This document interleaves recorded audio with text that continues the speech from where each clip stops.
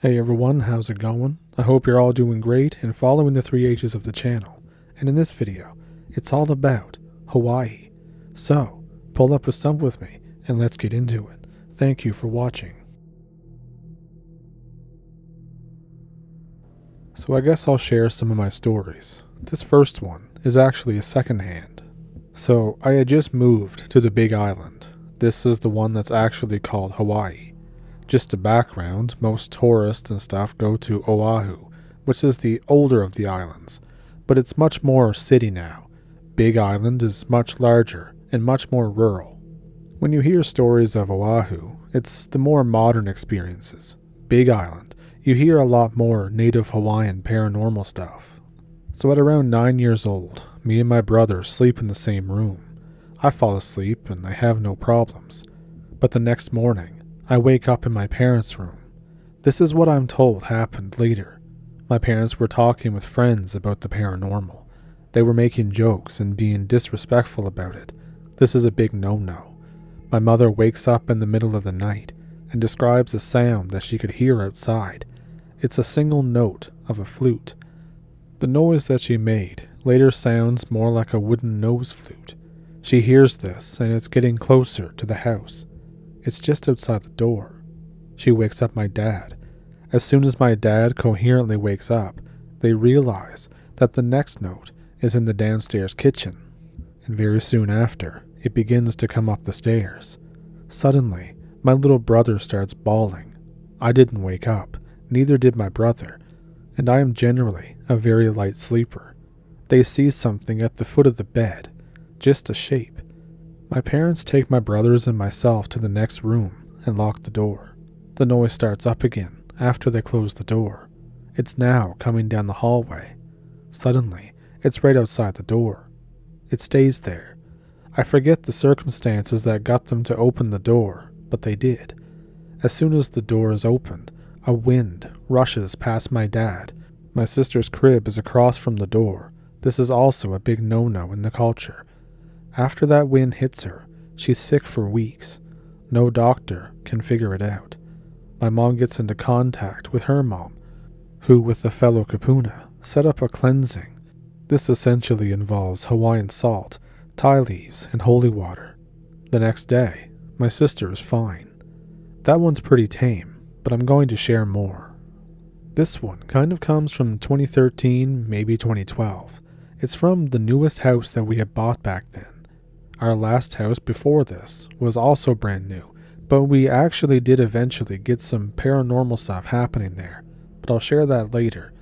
So this was my first stay there with my then fiance during the summer. I was in my brother's room since I moved out for college to another island. Usually I would stay up late and just chat with friends on the internet. And then I hear something, footprints crunching outside. At first I ignored it. We have a few dogs. Then I hear it again, and I realize that this is way too loud to be the dogs. I look outside, but I see nothing. So that's it for me. I heard it very often.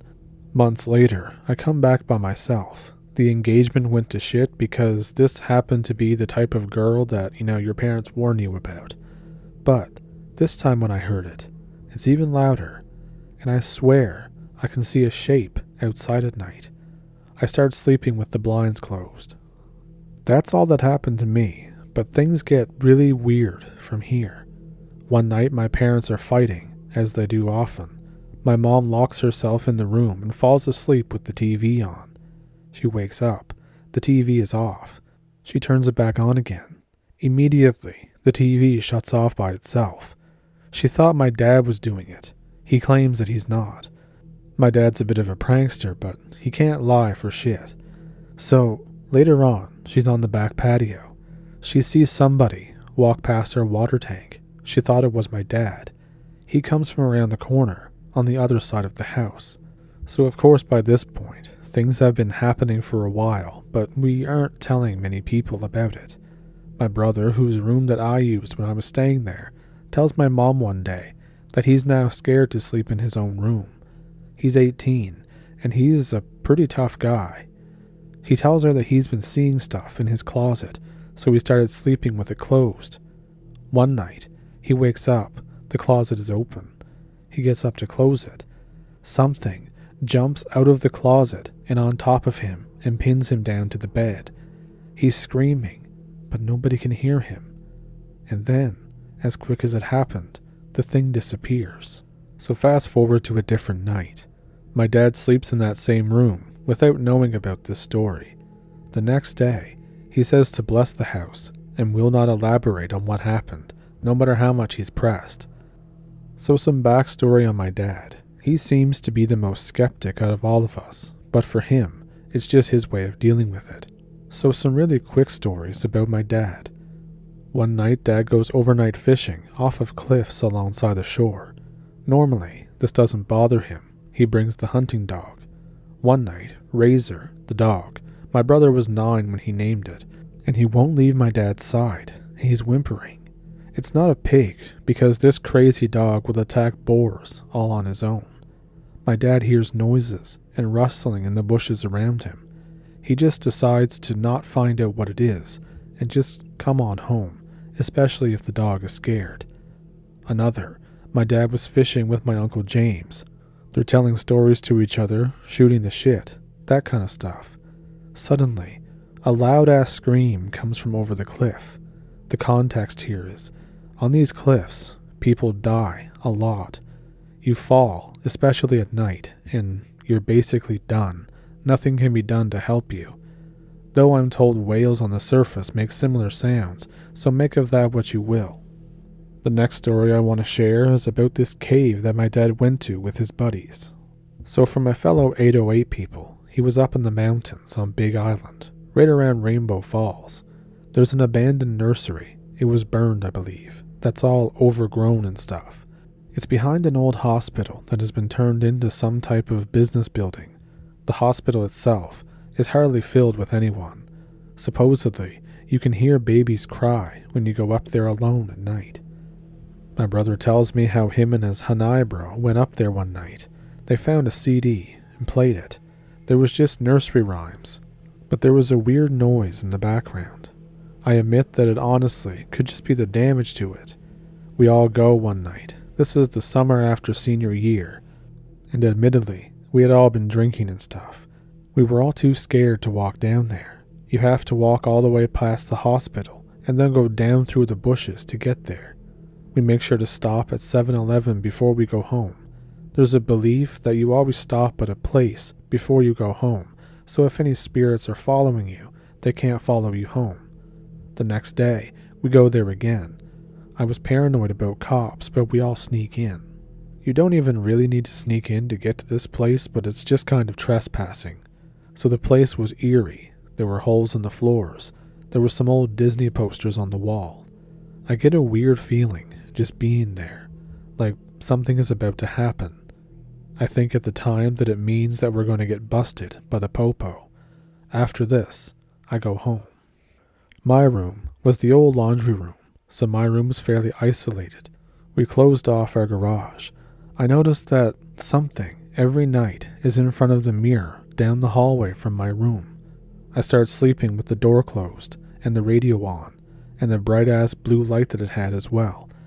I could still see this shadow under my door. A week later, my mom is cooking, and we hear a huge crash. A heavy glass jar somehow fell off the fridge. Now this jar was in the middle on top of the fridge, and I knew this because I had just looked there for something up there the day before. My dad mentions that he's been seeing stuff all over the house and has been feeling uneasy for the past few weeks. I told him that I went to baby's cry and I forgot to stop somewhere else before coming home. He calls me a dumbass for bringing that stuff home. I had generally always felt safe in the house. It was brand new after all. But after I went, for a month or so, I felt very uneasy. I was probably the most uncomfortable at baby's cry, so probably the most susceptible to being latched onto. But anyways, I normally would have said that I was just paranoid and seeing stuff because I was expecting to, but my dad saw everything as well. So far I'm kind of off of where I originally wanted to go with all these stories, but they're all kind of coming back to me as I tell them. So this one happened at the aforementioned house. This is not the one that my brother got attacked at. This is the newer one. So, this house is on a street. It's hard to describe. It's kind of a neighborhood, but not really a suburb. But it's set up kind of similar. There's a lot of wilderness in between roads. At night, it's very quiet and dark. There's no streetlights. Every night around 2, I can hear the dogs all the way down the subdivision, about 8 streets down. Yes, it's that quiet. I can hear them barking like someone is walking past. And then suddenly the dogs the street over will start barking while the former street dogs stop. This continues all the way down to my street. If you don't understand because of my awful writing, basically the dogs are barking at something that's walking from the beginning of the back road of the subdivision all the way down to my street. And it sounds like whatever it is, they're all barking in succession. It starts coming down our road. This is with the people at the end of our street. Their dogs are now barking, and then my neighbor, and then mine, and then my other neighbor. It goes up the hill 4 houses from mine, and then it goes no further. Later, I mention it to my dad, and he mentions that he's noticed it too. I joke that we should stay up and watch for it. After we move out, or rather while we're moving out, my mom tells me that my brothers, who shared a room with a window facing the street, and I told her that some nights they can see a girl walking up the street. One night, this ukulele, which is a tiny guitar basically, in their room, started strumming all on its own while she was walking by. And this next one takes place when I was 13 years old. My dad was Mr. Aloha. He makes friends with basically everybody. He made friends with Uncle David, who everybody knows is absolutely crazy. Seriously, the first time my friends came to my New Year's Eve party, this dude swung 3 50,000 firecracker chains and one 100,000 one around his head until he passed out from smoke inhalation. I guess it's fair to mention that my parents are quite young. They had me at 18. So one night, David tells my dad and my other uncle they should go check out this cave that he heard about. It's the next subdivision over, which is considerably more wilderness than our own. It's all dirt road, and there's a much larger space of forest in between the houses. There's an abandoned lot, and then they go down somewhere from there into this cave. I'm pretty unclear about how my dad described it, so I'm not sure how they actually got there, but knowing the island, there's probably some kind of climbing involved. So fast forward to when they get into the cave. They go in, and the air gets really cold. Dad says that he starts hearing wind blowing past his ears. As they get deeper, he realizes that it's not wind. They're words. It started as a whisper. I never got the chance to ask him what language, but I'll have to do that when I see him again. At the end of the tunnel, or at least as far as they went, there's a pair of huge metal doors, around 6 inches thick. They're torn off the wall. They may have just corroded off, but they describe them as being torn off the wall. The whispering gets worse. Something makes my dad turn around and nope out of there. And like I said, he's genuinely pretty skeptical. His 2 friends are right behind him. My dad's pretty Hawaiian looking. He's pretty tanned. But when he got back that night, he came home pale as hell and sober as hell. And here's another short one. This happened when I was around 11 years old. The end of the street wasn't developed yet. It was still all forest. One day, me and my friends decided to go back toward the end of the street. We played tag out in the small bushes a lot. We noticed this horrible smell. We spread out. This was big for us because we were 10 and 11 years old, and we suck at horror movie situations.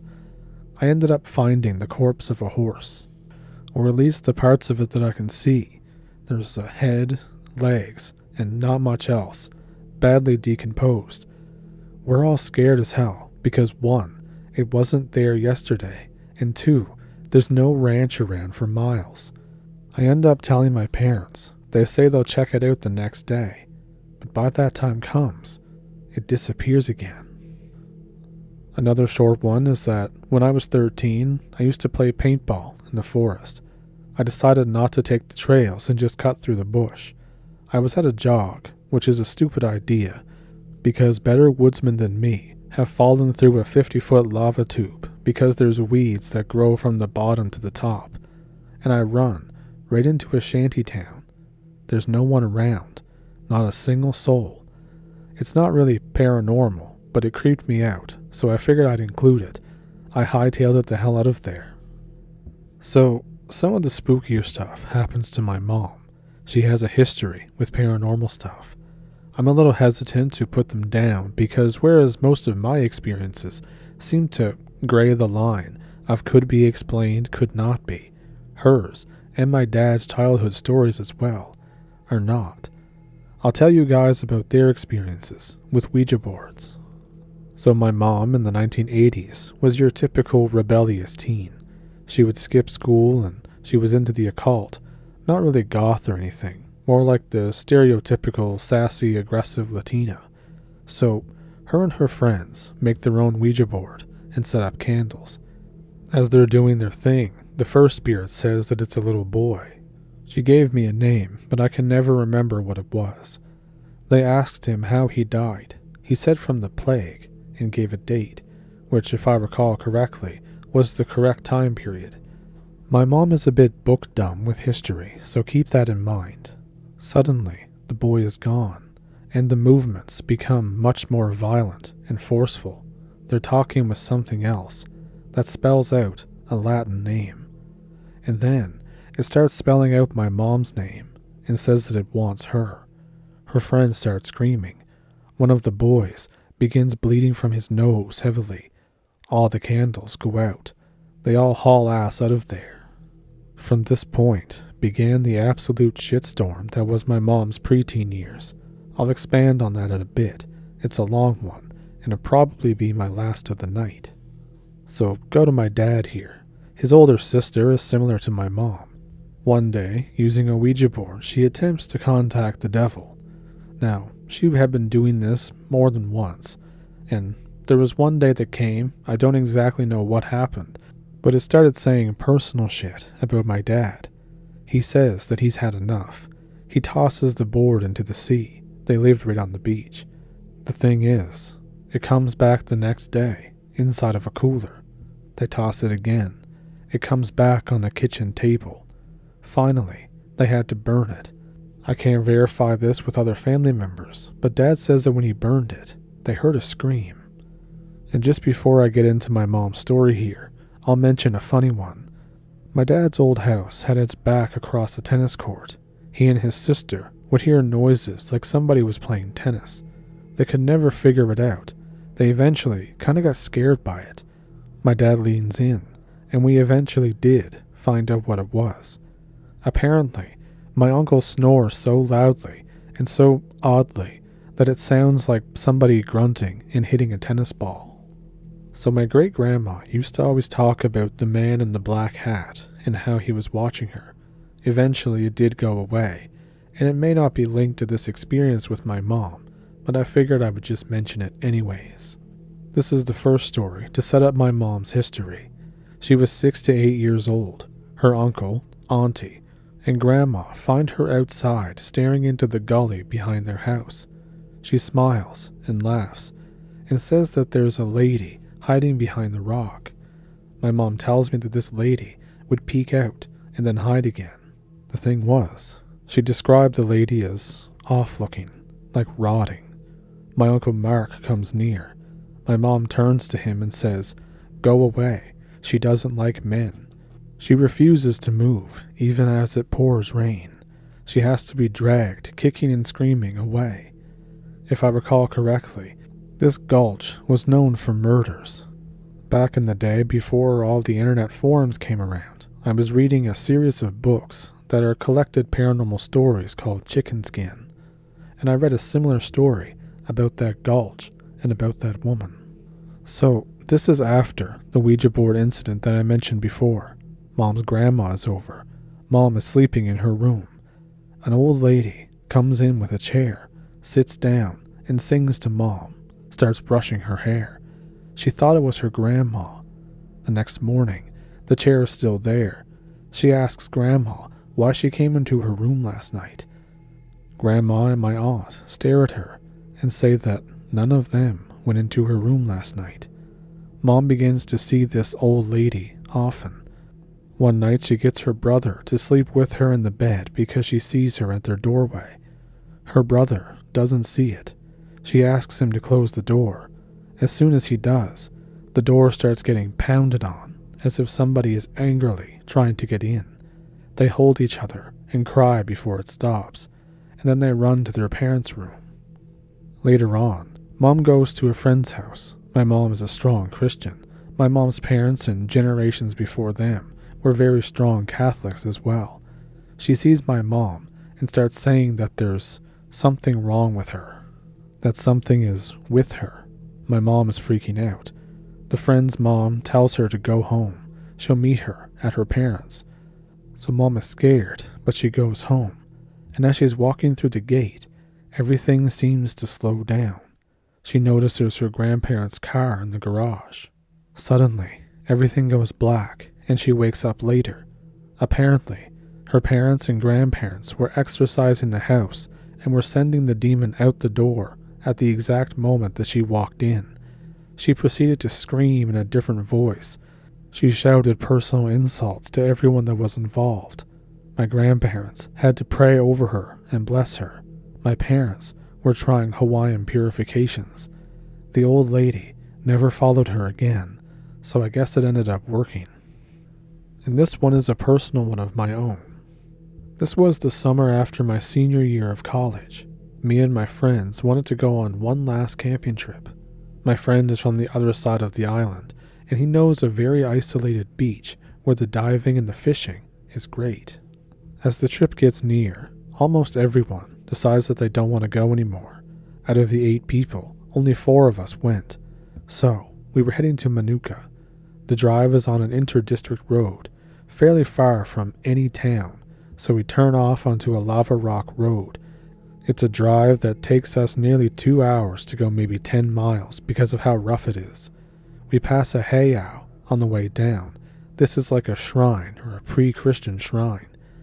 And we all make jokes about how the spirits are going to get us, how they're vengeful and they're going to kill us all. We all laugh it off. So we set up camp, and the beach is beautiful, but our back is facing the high grassland.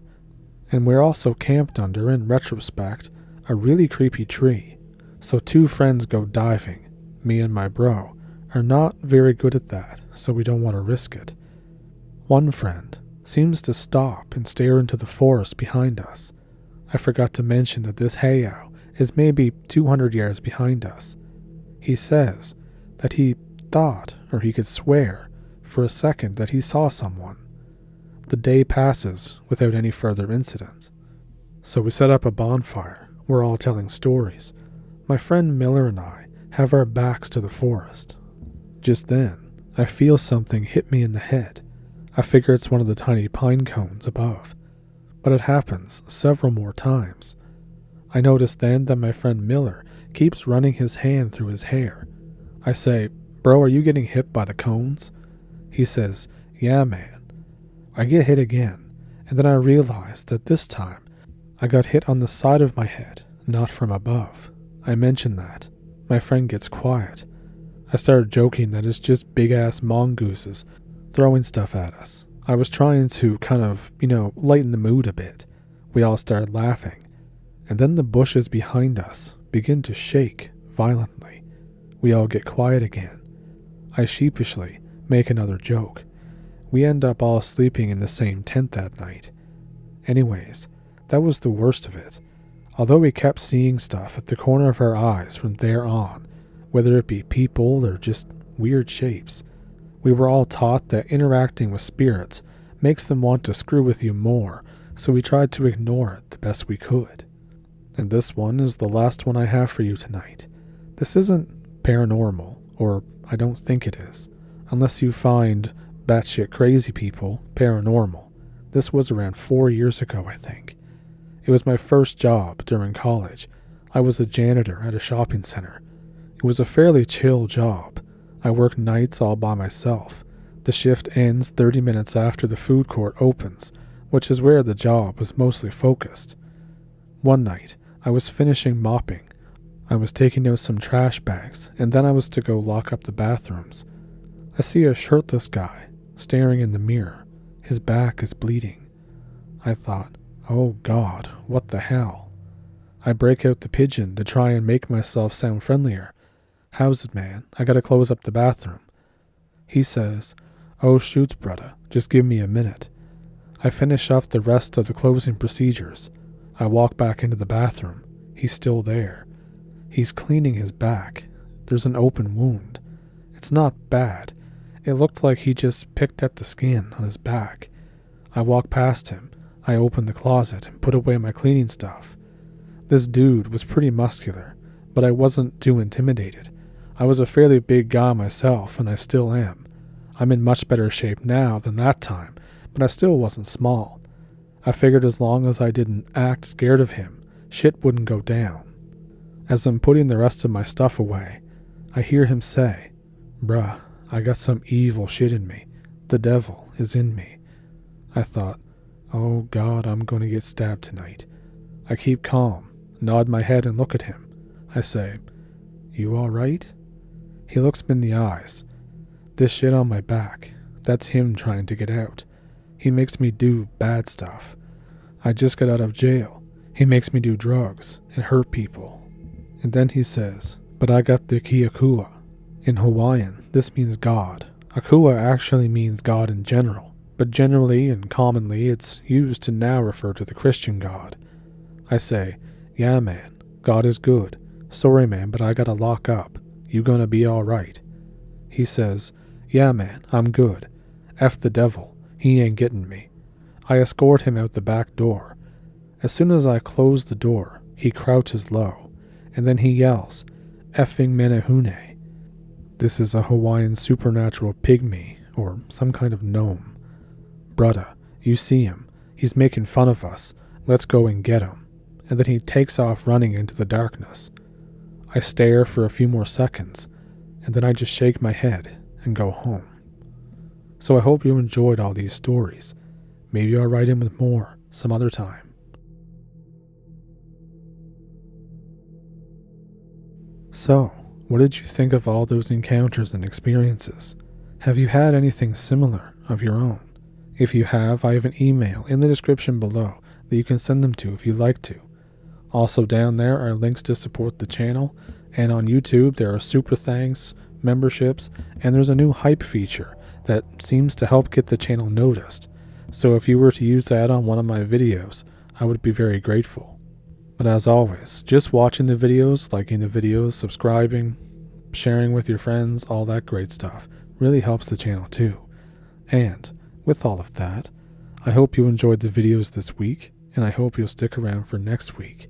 And as always, thank you for pulling up a stump. Thank you for watching. I'll see you in the next one.